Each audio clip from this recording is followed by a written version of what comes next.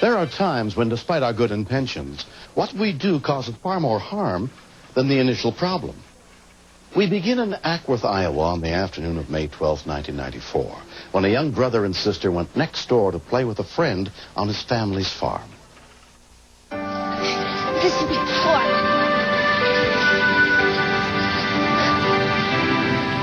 Around 6:20 p.m., Stephen Montalbano returned home from work. I live on a farm. I've got horses, cows, cats, chickens, ducks. We've been having a lot of trouble with dogs killing our chickens and ducks. The last people that lived next door, their dog killed 15 or 20 chickens.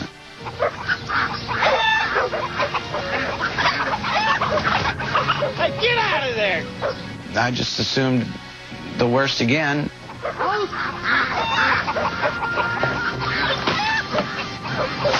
I was shooting behind the dog. I wasn't trying to kill the dog, I was trying to scare it off.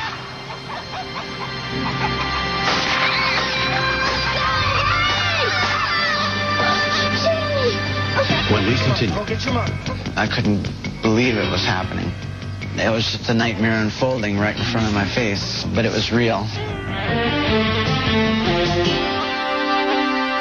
when a man trying to scare away a dog shot his rifle into a shed, he did not know his stepson, Andy Neal, had been playing there with friends. Jeannie! I was scared when the bullets came because I thought I was the one who was going to get hit. My son came out of the A-frame screaming. I was just in a panic. I thought I'd shot my boy. 8-year-old Jeannie had been playing in the shed with her 9-year-old brother, Andrew.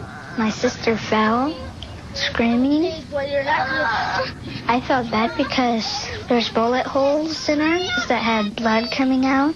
I was going to go run for help, and instead I remembered something from a show to help people stop bleeding. And so I took off my shirt and put it on the hole that was bleeding, closer to her chest. I loved my sister and I didn't want to see her die. Stephen's wife, Barbara, had been next door at the neighbors. I heard gunshots. I was just terrified.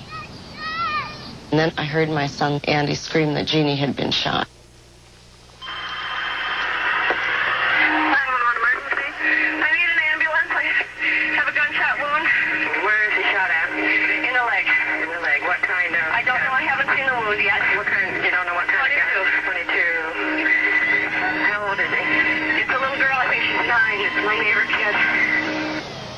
Go get your mom. Go get your mom. I'm sorry. I couldn't believe it was happening. It was just a nightmare unfolding right in front of my face, but it was real. She was shot. This is gonna hurt. She said, "I'm gonna die." I said, "No, you're not gonna die. Everything's gonna be okay." And then I saw that she was shot in the side of her chest.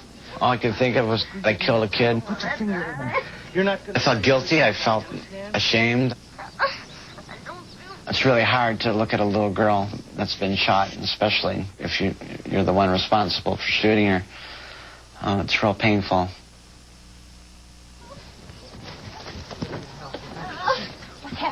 It just seemed impossible that something like this could happen.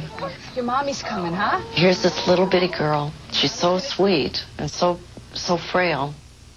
You're not gonna die, honey. The second bullet had gone into her back. My biggest fear was that it was in her spine. I couldn't think of a more horrible thing for a little girl than to be paralyzed for the rest of her life. Jeannie's mother, Emma Jean McAllister, rushed over as soon as she heard what had happened. To see that bullet hole there was really an obscenity, a violation of a very sweet child, and very frightening because there was no exit wound. 911 emergency. Yes, we just made a call for an ambulance. Yes. Okay, we've got rescue en route. But we're so far out that maybe an air flight would be better. Okay, we'll check on that. Also, who was on the other end of the gun? Who? I was. Okay, you're the one that shot her? Yes, this is an accident. Warren County Sheriff's Deputy Gene Kuhn arrived within 11 minutes. When I saw the wound in the chest, my concerns grew. A .22 rifle shell can ricochet off bone. Stay with me, Jeannie. There's a very strong possibility that the lung was injured or the heart was involved and that she could possibly die. I did not let myself think about her dying, but in my heart, I was scared to death. I was afraid that she would be taken. A Pleasantville volunteer medic unit arrived, led by EMT Chad Bennett. First thing that's going through my mind, you kind of wonder why. What happened, you know? A child that young doesn't deserve to be shot. It just tore my heart out. I would have traded places with her in a second, in a heartbeat, because she was so scared. I've never seen her so scared. Here it is. I don't want to look at it. I don't want to see it. Just take it. It was very distressing. It was so needless. Just a reckless, impulsive act, and a little girl was shot. People should think before they shoot. There were 3 children that could have died that day, and he'll have to live with that for the rest of his life. 8-year-old Jeannie McAllister was transferred to an Airlife helicopter and taken to Mercy Hospital Medical Center, where she was examined by trauma surgeon Richard Toon. What's her last vital signs? Blood pressure, please? 102. We did not know whether she could die at any time. We have to treat every patient that way when they arrive in the trauma room. Check for X-ray. 1, 2, 3. Nice deep breath. Okay, there are no exit wounds here? No exit. Okay, the bullet's in here. We'll need an X-ray of the chest right away. These are the X's of your daughter that show the bullet that's left in her body. You'll see that right here, the bullet is just over the spine in the back. The X-rays showed that the bullet had missed the spine by just 1/4 of an inch. If it had been 1/4 of an inch to the right, it would have severed her spine and she would have been paralyzed for life. It hadn't hit any major veins or arteries. There was no major nerve damage, which was amazing. I felt relieved enough to sit down and just cry then, because if I could see the bullet away from her spine was fine. Now, if she's running and playing in a playground and falls down. Because the bullet in the leg was so accessible, we very quickly took the bullet out with just a single stitch.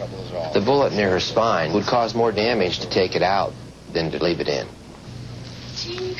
Jeannie was very heavily sedated, but she tightened her grip on my hand, and she stirred and said, "Mommy," which was the most beautiful sound in the whole world. During Jeannie's recovery, Stephen went to visit her at the hospital. Hey, honey. How you doing, huh? He said, "I'm very, very, very sorry that I shot you. I forgive Steve because it was an accident. He didn't do it on purpose." She's doing really well today. I don't hold animosity toward him. Steve was, I think, as emotionally shattered by all of this as Jeannie was physically shattered. Oh, look at his fins. A month has passed. Although Jeannie is still suffering back pain, she is expected to fully recover from her injuries. I thought that I was really going to die. If I had one thing to say about the people who saved my life, I would say thank you for saving my life. Every time you pick up a firearm, you're taking a risk of shooting yourself, shooting another person. You can drop a firearm, it can go off and kill you. You kill somebody across the street. You having fun, Jeannie? Firearms are dangerous. I don't want to deal with maybe somebody else getting hurt. Dance with Jeannie. Is Danny there? Jeannie's family and ours have become friends. Instead of blame being put out, everyone pulled together and love was put out and support was put out. Jeannie, cowgirl of the West. And we've all pulled together to try and really help each other. Go get it. Go. Next. Police department, open the door, please. Hello? Evening. Is your boyfriend here? Who's been